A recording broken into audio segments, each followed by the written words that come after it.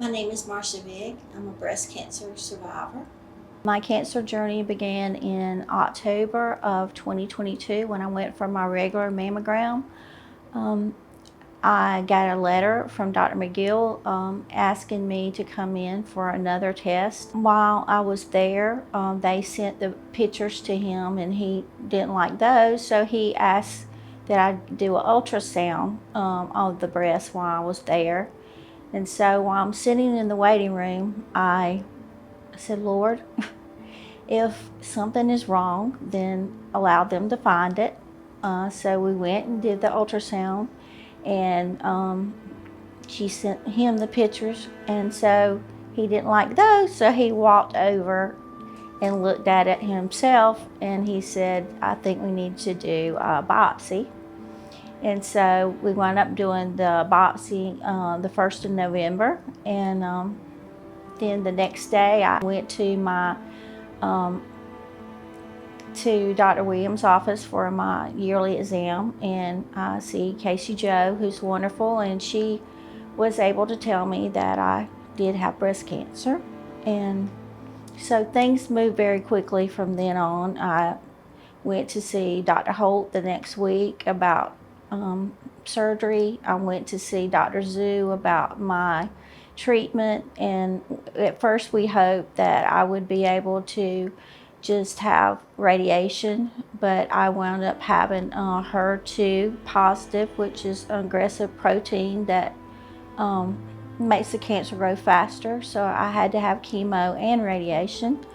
I started my chemo on January the 5th of 23, and one day a week. Everything was going great. The nurses in the infusion center, Janet and Angela, are wonderful, and they took good care of me. And I was almost through with my chemo when in March of 23, we'd been to see Dr. Zhu that morning. Everything was looking good, and I went home that afternoon. My husband went on to work, and when he got home, he noticed I was very lethargic, and so he said, I think we need to go to the ER. Yes, the Lord always is good and worked out. My friend Ginger Bennett, who works with Dr. Kukas, happened to be dropping off some labs, so she came up and let my husband go park the car, and she went in and got me into the ER. And I had sepsis, pneumonia, and a blood clot all of a sudden. So I wound up being in the hospital for quite some time. But as you can see, I'm a miracle. The people in the hospital were very good to me. The fourth floor, Aisha and Julius, they basically saved my life. They put me on Lasix to get the fluid off. I had fluid overload, and then I wound up in ICU. And all the nurses there were very wonderful to me, and I just feel like that,